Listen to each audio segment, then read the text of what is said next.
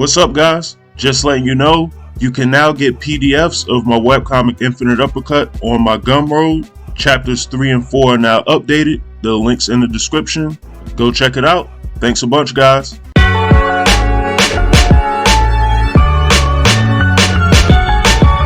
Alright, what's going on, everybody? So today I'm gonna do a video actually talking about starting to making the story of a webcomic. I got a question a few days ago about basically advice from a first-time webcomic creator, and I don't know, I do a lot of talking sometimes about the art going into a webcomic, but I'm not always sure if that's helpful, simply because, well, a few reasons. Number one, everybody's art style is different, and then number two, I have to take into account sometimes that not everybody is doing the art and story on their own. Sometimes some people may get somebody else to do the writing for them and just want to do art. Sometimes some people actually have the story in mind and just don't have the art. So because I do so much art talking, I actually wanted to get into the story aspect of webcomics, and specifically what I use when I make my comics, which you can see the template that's behind me. Now, I will, full disclosure, just because I'm honest, say that what I'm using is a compilation of different tools, worksheets,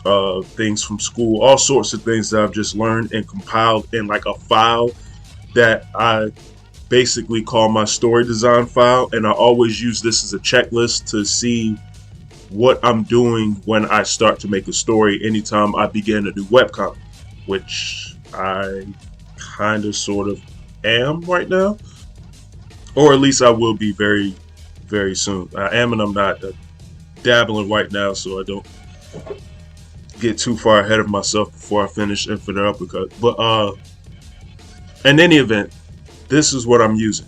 Let's see. I'm actually going to go in now and show, and hopefully I'm not taking up too much of the screen as I do this.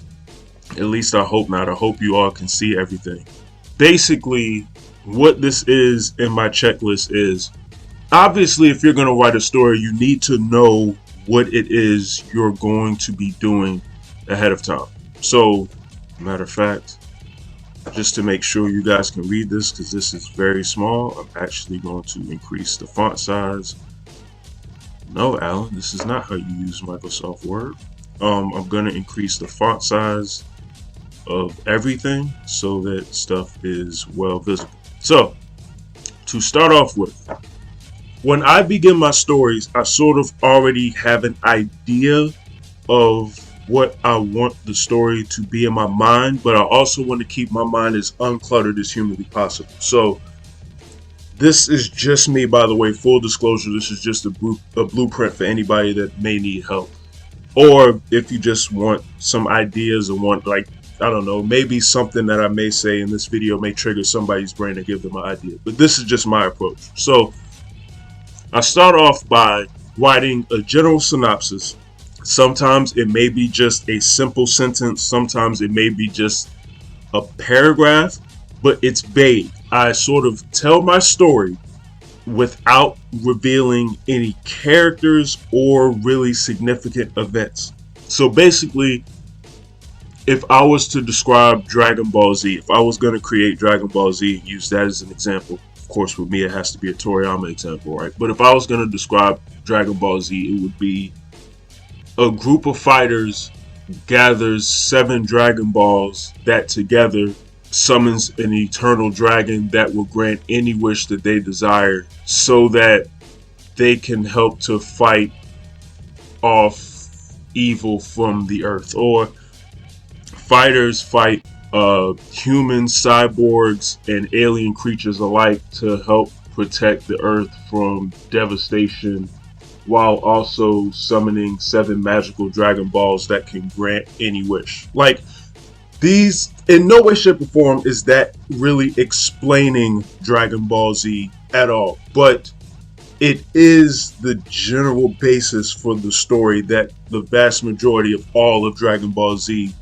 revolves around. If you really think about every single saga or significant period in Dragon Ball Z, it's going to come down to The good guys are fighting off bad guys, and at some point, out pops the magic dragon, and wishes are going to be made. And it's usually bringing someone back from the dead. But in any event, you get the idea. Like, hell, since I'm such a Mortal Kombat fan, I'll use that as an example just because Mortal Kombat was such a basis for Infinite Uppercut. Like, yeah, a group of Earth Warriors fight in a tournament against a Dark Realm, and if they lose, the entire world falls to darkness. Like, that's kind of sort of Mortal Kombat. Like, it's the general basis and gist of Mortal Kombat, so you have an idea of what it is without outright giving away too many details. It's basically you're trying to create what your story is about. And the best way that I've known this to serve me, and at least the purpose of it, is it helps you. Not that it's foolproof, because as you saw, I was struggling trying to explain Dragon Ball Z there, but it helps you in you not doing this, which is essentially what I just did with Dragon Ball Z. It helps you to not do this when someone asks you, so you're making a comic, what's your story about?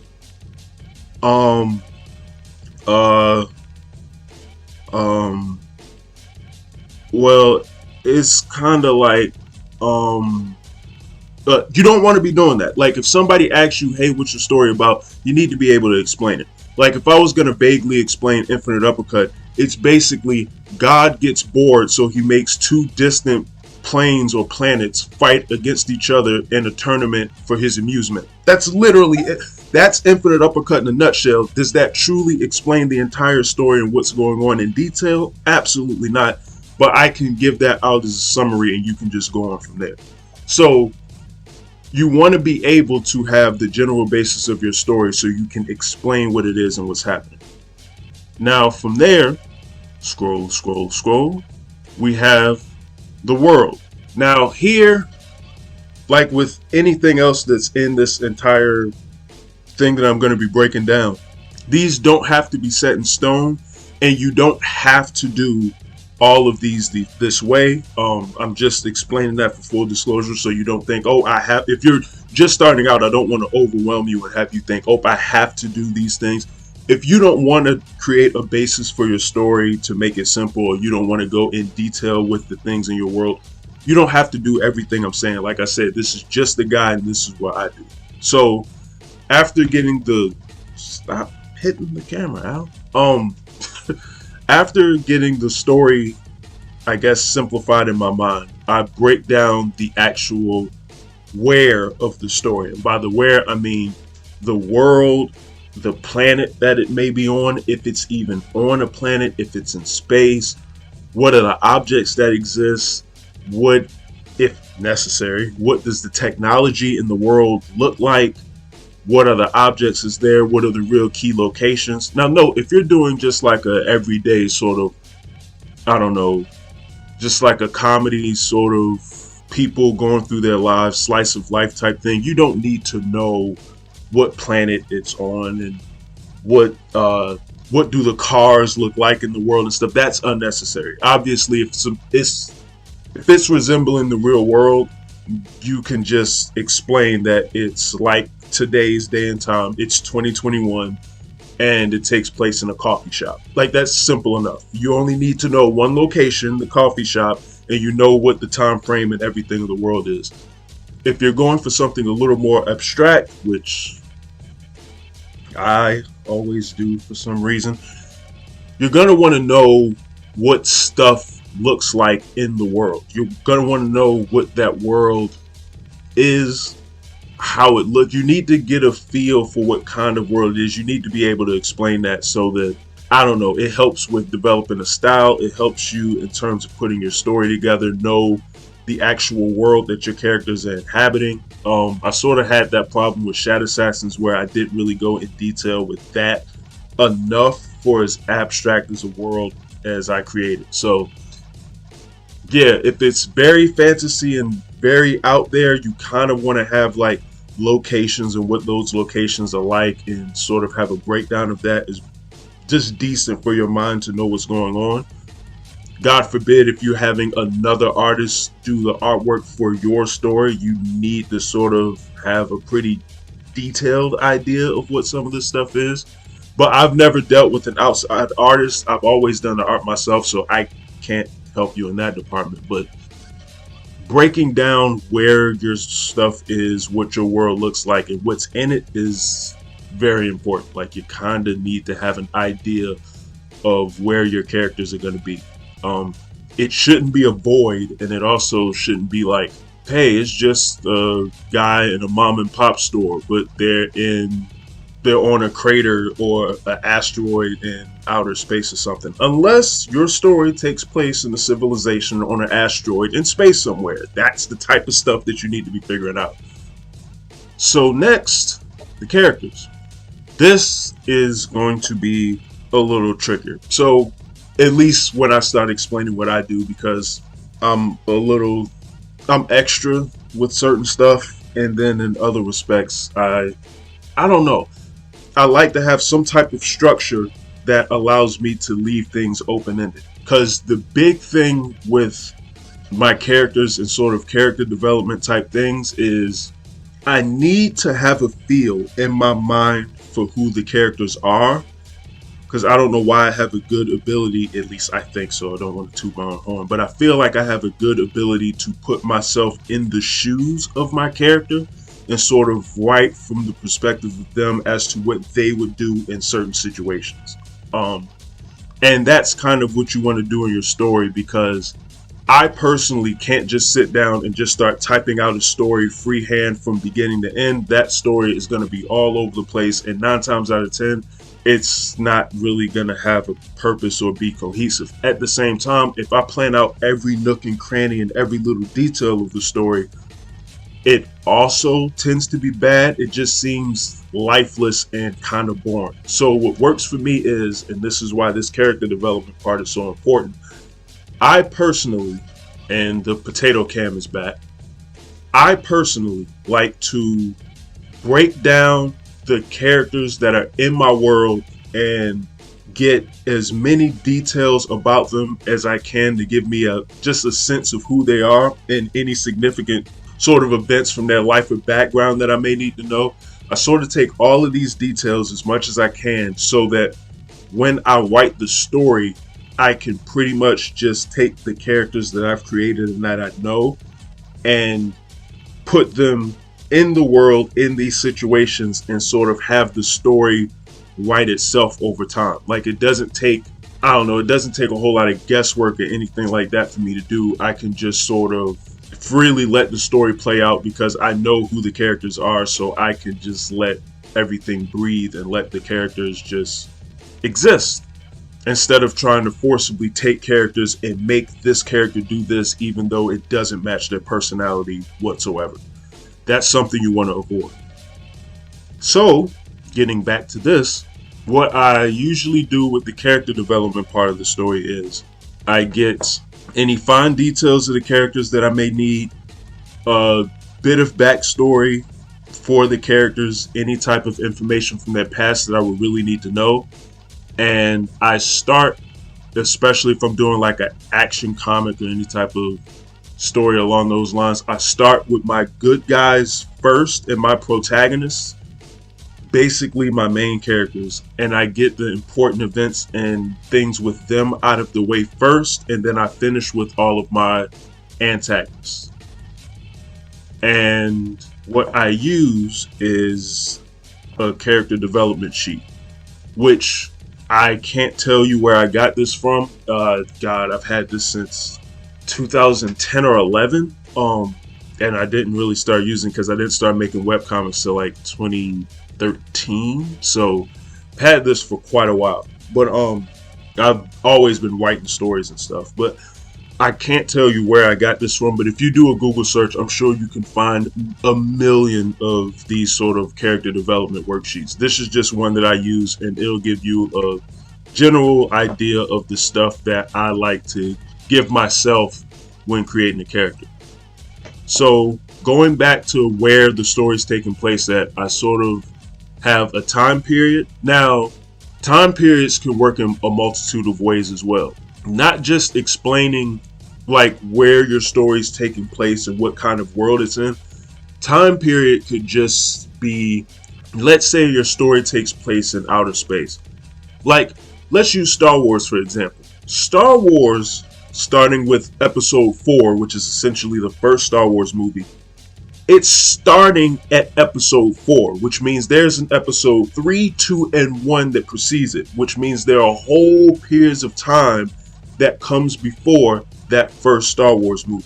So you need to sort of, if you're going to go that route, this is only if you're going to do something this insane. If you're going to have this big epic tale, it may help or give you ideas if you want to pinpoint exactly what period of time in your world that your story is taking place at, if it's necessary. Like I said, if you don't need this, skip over time period entirely, like so.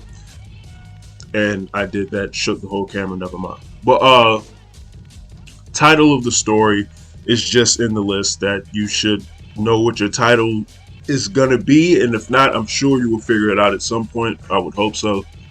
Yeah, the time of day that the story takes place, this only if it's necessary or significant. This is the stuff that we need to be looking for. What is the name of your character? What is that character's age? What race is the character, if it is applicable to your comic in any way, shape, or form? What sex or gender is the character? Like I said, once again, if it's relevant to your comic or whatever story that you're trying to tell. Is the character human or not human? If not, what human qualities do they have? Like, these are sort of things that you may need to think about depending on the character you have. Like I said, if you're writing human characters, you can just skip that entirely. You don't have to do stuff like this, but it is interesting sort of writing why is this character important, or why does this character mean anything to the story, just to give an idea of its significance. Then breaking down, is this character a main character? What's something that's important that you or the audience would need to know about the character? Can you sum the character up in a simple one-line description? What is a present problem or crisis that this character may currently be going through at the beginning of the story, or maybe down the line if you want to go that route? If you need to, this is extra. If you want to break stuff like this down, is to like, what is their home or apartment like, or where do they live? What's their physical state? What's their mental state? What is their emotional environment like? Basically, what type of circumstances do they live in? Do they have any physical ailments? Like, are they in a wheelchair or anything like that? Just spitballing off the top of my head here. Describe the environment that they live in. Is it trashy? Is it very super clean and meticulous? Not a spot is off. It doesn't even, it's so kept that it doesn't even look lived in. Like, what does their normal environments look like? Breaking down what's some of the best things that ever happened for the character, what are some of the worst things that ever happened to the character. Then outstanding character traits. What's their best trait? What's any outstanding qualities that they have? What are their flaws? That's a big one. Like I said, a lot of these things that I'm going through is specific to your story. Some of these you may need, some of these probably, a lot of these you won't need at all depending on your story. But knowing the flaws of your character could be fantastic for actual story writing. And I don't know, I'm one of those people that I try to think up ways. I didn't do this as much with Infinite Uppercut just because that story is more of a comedy in a sense. So I took a lot of liberties with doing certain things that I normally would. But for the most part in my stories, I like to think in my mind, what's an awful situation that I can sort of put my characters in right now? And then how are they going to get out of it? I sort of do this in my mind, and sort of playing on a character's flaws is an easy way to do that. Because a character sort of going through problems and having things go bad and having to fix them or overcome something are things that readers can relate to, because it's things that we go through in everyday life. So obviously the more that your audience can sort of relate to the story you're trying to tell, the better it is for everyone. That, and there's just something about, I don't know, it works in all things in most movies. We want to see things fall apart and then piece itself back together. So being able to play on the characters' sort of flaws or their worst traits always helps in trying to break the world down around them, or it gives them something to improve upon in the future. Just to keep that in mind. But for me personally, that's a big one, sort of taking note of a character's flaws. Then what kind of a person do the other characters in the story think that this character is? That one may not be as important to you either. It is sometimes with me, just so I have an idea of how my character sort of pushes other people's buttons, or do their buttons get pushed sort of easily. I did a lot of that in Infinite Uppercut, just sort of figuring out how certain characters interacted with the other cast around it. Not doing every specific interaction with every character, but I'm just saying, like, what do people think of this character sort of thing. So that one helped out a lot. What is the main character's opinion of themselves? Like I said, that may or may not be helpful. Do they have a sense of humor at all? Are they capable of lying? Are they capable of cheating? Are they capable of stealing? I've never really had to use this much. Even though I've had characters that have some of those characteristics, I've never really used that in making of a story, but you can if you want. And why do they do any of those things, I guess, would be important. How does the character react in extreme circumstances? How do they see their own faults, or do they even recognize them to begin with? What makes the character different from other characters? Why is this character liked or disliked? This last one, why will the character be remembered? That's irrelevant. You can't control whether or not your audience, you have no idea, and I'm telling you from experience, you can guess sort of which characters your audience will gravitate to and which ones they won't, especially if you have the main character of your story that everything's revolving around. They're gonna have some sort of a bond with the character in general, but you cannot predict what your audience is going to think about any of the characters in your story. You can kind of guess, but you never know sometimes which characters will resonate with your audience more than other ones. Then habitual expressions, that sort of will help in the drawing department when you actually start truly doing like character designs and drawing your character's look and everything like that. Having sort of expressions and mannerisms may go a long way there to sort of give you an idea of what you need to draw and what type of faces and stuff to give them. So that could be helpful. Any type of fears that your character may have, that could be very important to use down the line. Any type of frustrations, their temperament or what their attitude is like under most circumstances. Any big emotions they may have, and whether or not they are a leader, a follower. I don't know why Dropout is there, but maybe that'll help you too. What enemies does the character have? I know that can seem like a weird thing to do, considering I told you to do your antagonist last. I'm pretty sure you would still have an idea of who the enemies would be in your story if you're doing like well, any story can have enemies. It doesn't necessarily mean they're physically fighting. It could be a mental thing.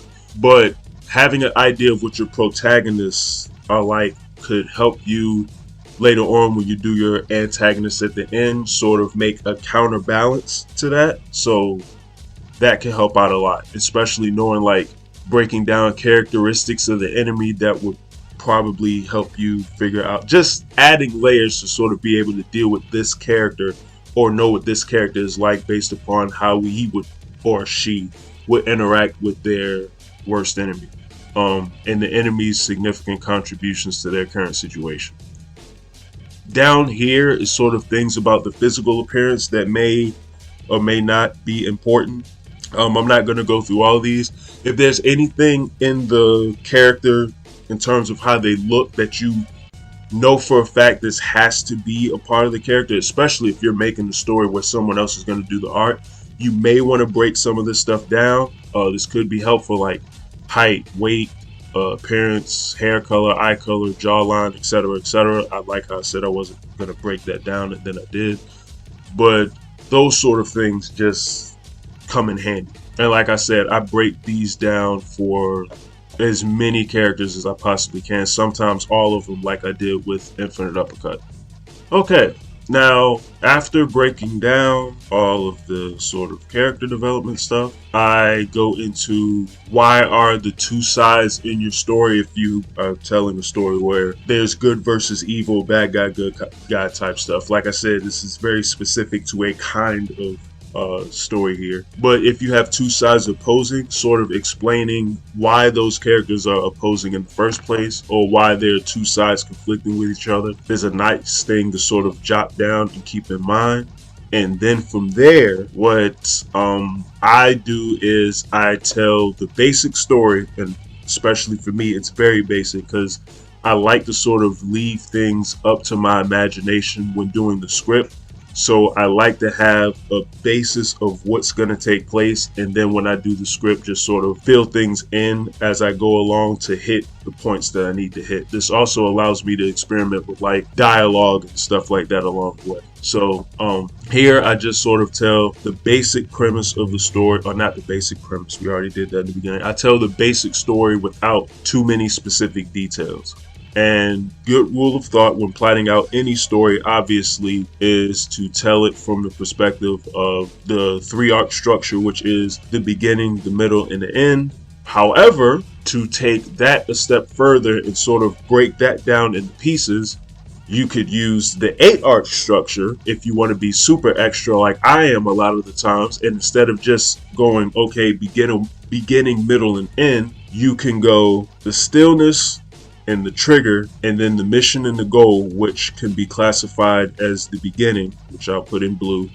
Then you can have the surprise, the revelation, the critical choice, and the climax, which I will put in red. And then you'll have the reversal or the turning of the tide in the story, and then the resolution. What the hell is going on? Okay, the resolution, which would be the end of the story, and I'll put that in green. So you have the beginning, the middle, and the end here, but you sort of have a breakdown as to what's going on in these pieces of the story.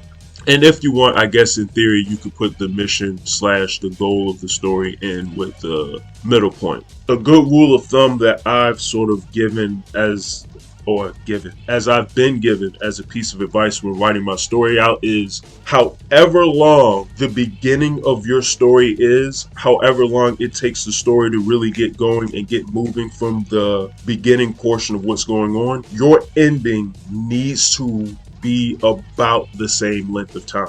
Because essentially, once the climax of the story happens and you have that big epic peak moment of the story, you need to get out as quickly as possible. So the getting into the story should not be dragged out too, unless you have a real monster epic tale that you're trying to take or that you're trying to tell. Yeah, get in as quickly as you can to the story and get out shortly after the climax.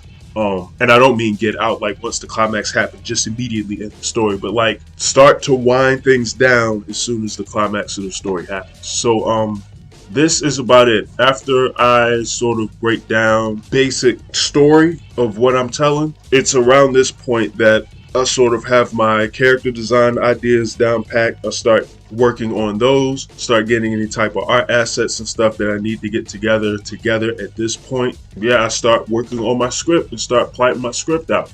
So that I'm not necessarily gonna break down for you guys simply because I think that would be extremely confusing, more than this probably ever would be, because my scripts are all over the place and they're only really readable by me. And that's because I'm the only person that needs to read my scripts because I'm handling everything on my own. If you are going to have outside person sort of doing the art for your story, I think it would be best if you look up script writing online just so you have an idea of what to write for that other person to be able to make out and understand what you're trying to convey to them. And they also need to know what certain shots need to look like, etc., etc., if you need those key moments in there. Unless you just want them to freehand, like, this is what the story is, you do it however you want. That's on you and that artist. I've never been through that before. I've never done such a thing, so that's for you to figure out.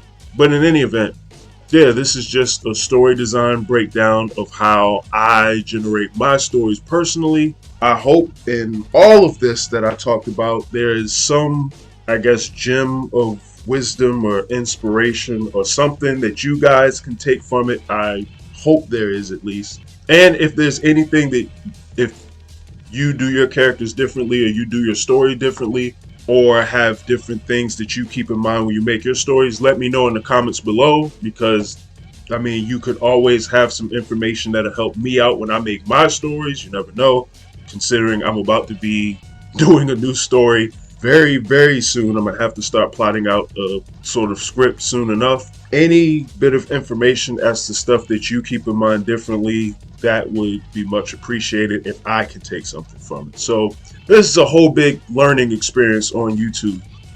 Like, subscribe to the channel if you haven't already. Make sure you hit the notification bell, because YouTube will not let you know under any circumstances that I exist. And also, if you're interested, you can read my webcomics for free on Webtoon or Tapas. Or if you would like to support me, or yesterday was my birthday, if you would like to give me a birthday present for $1, you could buy a PDF file of Infinite Uppercut in the links below.